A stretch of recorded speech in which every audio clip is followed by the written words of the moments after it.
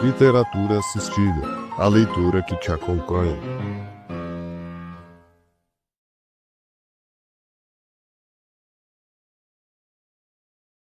A tragédia de Hamlet. Príncipe da Dinamarca. Ato 3, Cena 1.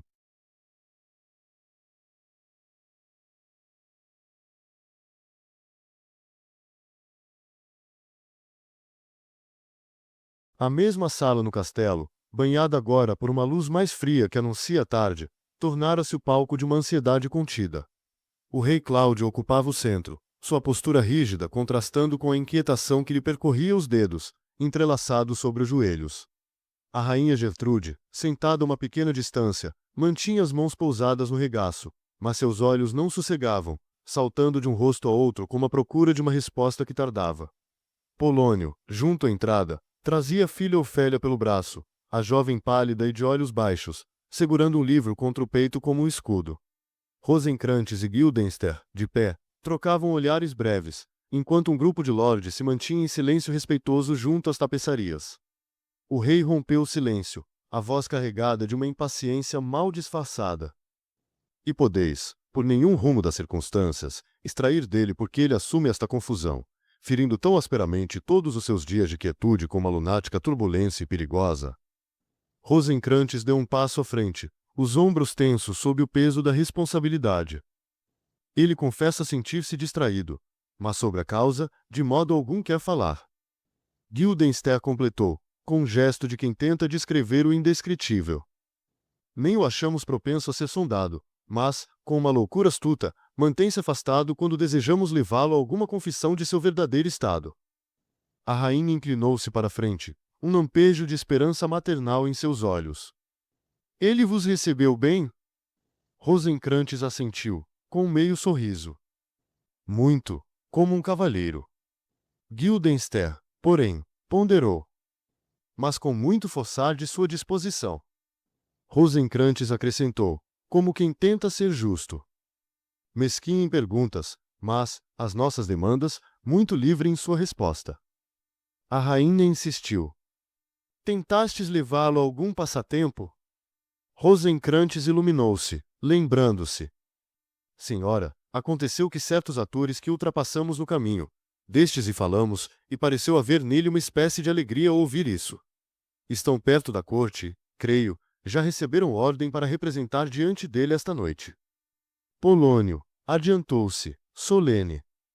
É verdadeiríssimo, e ele me suplicou que rogasse a vossas majestades para ouvir e ver o assunto. O rei, num gesto de magnanimidade, respondeu. De todo o meu coração, e muito me contenta ouvi-lo assim inclinado. Ergueu a mão em direção a Rosencrantz e Guildenstern. Bons senhores, dai-lhe um estímulo adicional e impeli seu propósito a estes deleites. Os dois jovens curvaram-se em uníssono. Assim faremos, meu senhor, disseram, e retiraram-se com passos silenciosos. Assim que a porta se fechou, o rei voltou-se para a rainha, a expressão mudando para uma mistura de determinação e dissimulação. Doce Gertrudes, deixai-nos também, pois mandamos discretamente chamar Hamlet para cá, para que ele, como que por acidente, aqui encontre Ofélia. Seu olhar deslocou-se para Polônio, cúmplice silencioso. Então disse para Ofélia. Seu pai e eu, espiões legais, assim nos colocaremos que, vendo, invisíveis, possamos francamente julgar seu encontro e, por ele, conforme se porta, colher-se-é ou não a aflição de seu amor que assim o faz sofrer. A rainha ergueu-se, e seus olhos encontraram os de Ofélia com uma doçura carregada de esperança. Obedecer-vos-ei. Aproximou-se da jovem e tocou-lhe o ombro com suavidade. E, por vossa parte, Ofélia, desejo que vossas boas belezas sejam a causa feliz da demência de Hamlet. Assim esperarei que vossas virtudes o tragam de volta ao seu caminho habitual, para a honra de ambos. Ofélia ergueu os olhos, com tremor nos lábios. Senhora, desejo que assim seja. Murmurou. A rainha lançou um último olhar ao marido e saiu, a porta fechando-se atrás de si com um som amortecido. Polônio tomou a filha pelo braço e conduziu-a para o centro da sala, onde a luz incidia mais diretamente. Ofélia, passeai aqui. Fez um gesto largo em direção a um canto, onde uma tapeçaria espessa pendia da parede. Majestade, se vos aprouver, nos colocaremos. E, voltando-se para a filha, entregou-lhe o livro que trazia. Ledes neste livro. Essa aparência de tal exercício pode colorir vossa solidão. Muitas vezes somos culpados nisto, é demasiado provado, que, com o semblante da devoção e ação piedosa, adoçamos o próprio diabo. O rei, que já se encaminhava para trás da tapeçaria, estacou por um instante, e seu rosto contraiu-se como se uma dor súbita o trespassasse. Em aparte, murmurou para si mesmo: "Oh, é verdade demais. Que chicotada inteligente essa fala da minha consciência. A face da prostituta, embelezada com arte de emplastro, não é mais feia para coisa que ajuda do que é meu feito para minha palavra mais pintada. Ó fardo pesado." Passou a mão pela testa, como se pudesse afastar o pensamento, e desapareceu atrás da tapeçaria, seguido de perto por Polônio. Ofélia ficou sozinha no centro da sala. O livro tremia-lhe nas mãos. Seus olhos percorreram as páginas sem ver, fixos num ponto invisível, enquanto seus ouvidos se aguçavam para qualquer som que anunciasse a chegada do príncipe. O silêncio era profundo, apenas quebrado pelo crepitar distante de uma lareira e pelo sussurro de sua própria respiração. A porta abriu-se, e Hamlet entrou. Trazia as mesmas roupas negras e desalinhadas, o cabelo em desalinho, mas seu rosto, agora, apresentava uma expressão diversa, não a loucura aparente ou a ironia cortante, mas uma melancolia profunda, um peso que lhe curvava os ombros e toldava o olhar. Caminhou lentamente, os passos ecoando na pedra, e seu pensamento, tornado voz, preencheu o vazio do aposento. Ser ou não ser? Eis a questão. Murmurou, a voz baixa mas carregada de uma angústia que parecia vir das entranhas da terra. Será mais nobre, na mente, sofrer os fúndibos e setas da fortuna ultrajante, ou tomar armas contra um mar de tribulações e opondo-se dali sim? Deteve-se, o olhar perdido no horizonte que só ele via. Morrer, dormir, nada mais. E, por um sono, dizei que findamos a dor do coração e os 1000 choques naturais de que a carne é herdeira. É uma consumação devotamente desejável. Morrer, dormir, talvez sonhar? Ah, eis o obstáculo.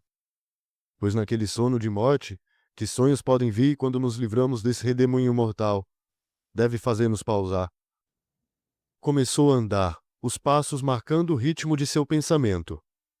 Eis o respeito, que torna a calamidade de vida tão longa, pois quem suportaria os açoites e escárnios do tempo, a injustiça do opressor, o desdém do homem soberbo, as agonias do amor desprezado, a delonga da lei, a insolência do cargo, e os repelões que o mérito paciente recebe dos indignos, quando ele mesmo poderia dar seu acerto de contas num simples punhal?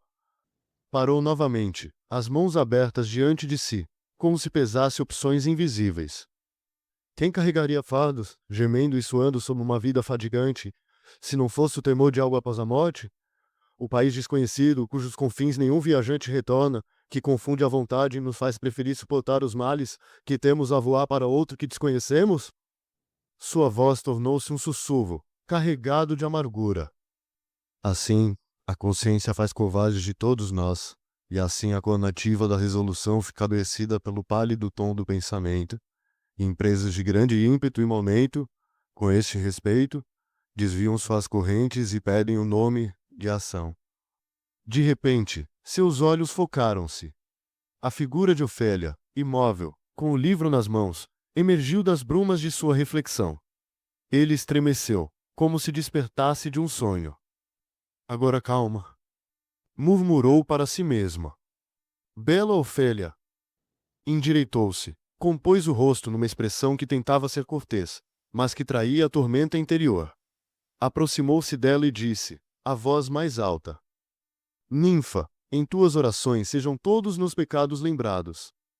Ofélia ergueu os olhos para ele, e seu coração apertou-se ao ver a transformação no príncipe que um dia amara. Meu bom senhor, como vai vossa honra há tantos dias? Perguntou com a voz trêmula. Hamlet respondeu com um aceno vago, os olhos percorrendo-lhe o rosto como se a visse pela primeira vez.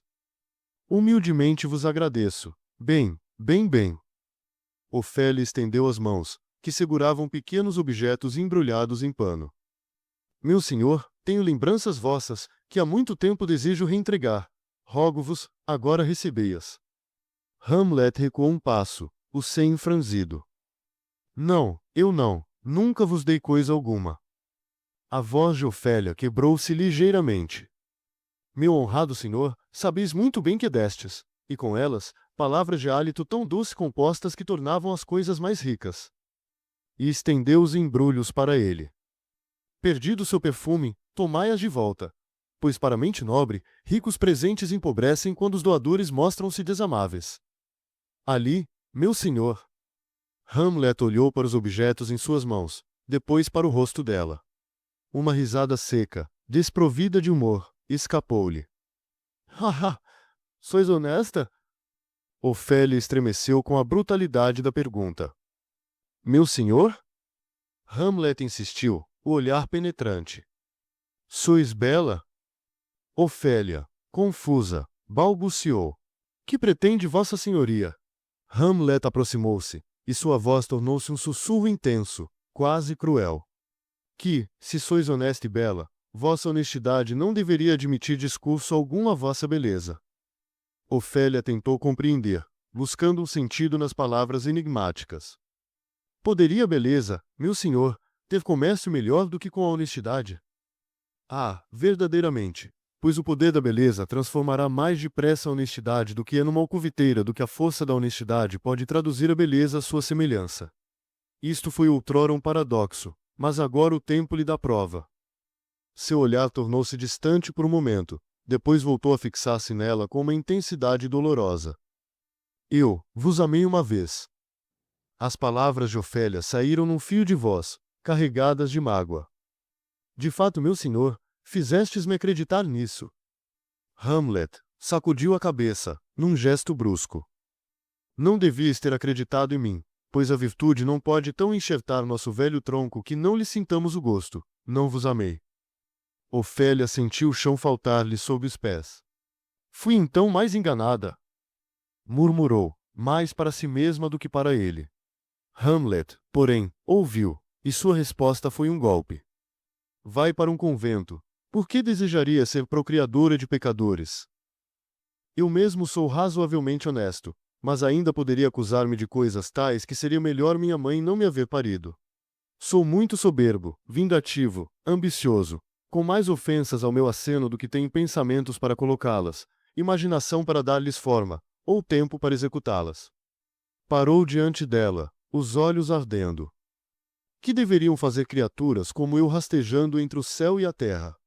Somos velhacos consumados, todos nós, não acrediteis em nenhum de nós. Segue teu caminho para um convento. De repente, uma ideia pareceu ocorrer-lhe. Onde está vosso pai? Ofélia, assustada com a pergunta, respondeu rapidamente. Em casa, meu senhor. Hamlet sorriu, um sorriso mau. Que as portas sejam fechadas sobre ele, para que só possa fazer de tolo em sua própria casa. Adeus. Fez menção de sair, mas voltou-se novamente.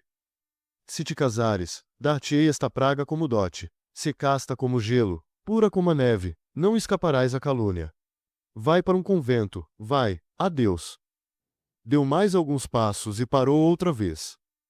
Ou, se precisamente quiseres casar, casa com um tolo, pois os homens sábios sabem muito bem que monstros deles fazeis.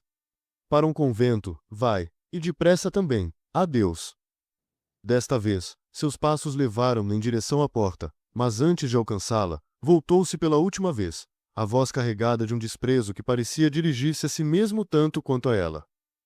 Também ouvi falar de vossas pinturas, bem o suficiente. Deus deu-vos uma face, e vós fazeis outra vós mesmas. Dançais, gingais, e ceciais, e dais alcunhas às criaturas de Deus, e fazeis de vossa libertinagem vossa ignorância. Basta, não suportarei mais, isso me enlouqueceu. Digo, não teremos mais casamentos, aqueles que já são casados, todos exceto um, viverão, os demais permanecerão como estão. Para um convento, vai. E saiu, a porta fechando-se com um estrondo que ecoou na sala silenciosa. Ofélia ficou imóvel, o livro caído aos seus pés. As mãos, agora vazias, tremiam. As lágrimas, que ela contivera com esforço sobre-humano, começaram a rolar-lhe pelo rosto. Sua voz, quando finalmente conseguiu falar, era um lamento partido.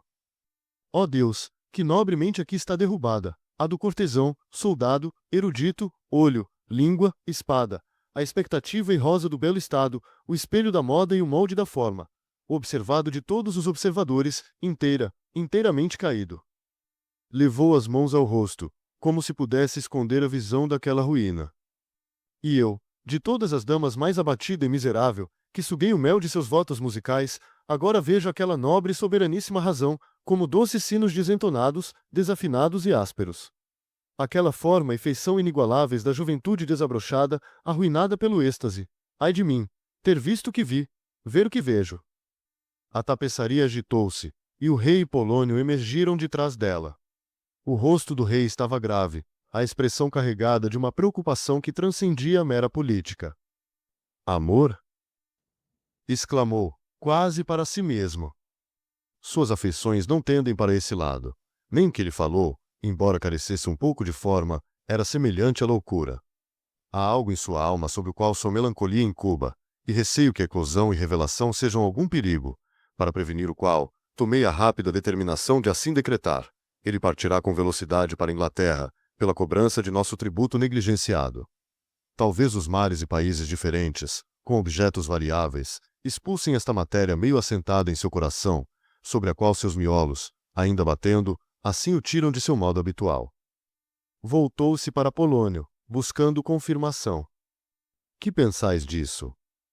Polônio, que observara a cena com olhos atentos, acenou lentamente.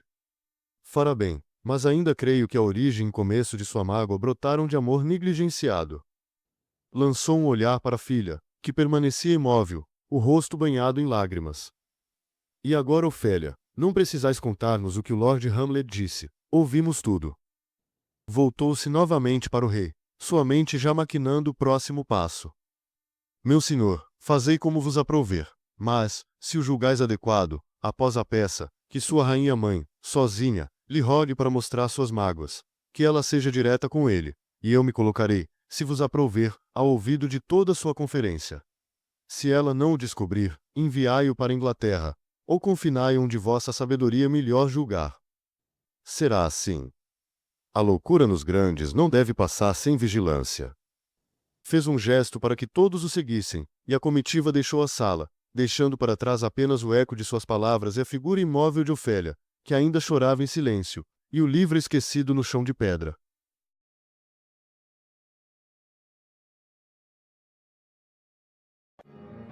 Continua no próximo capítulo.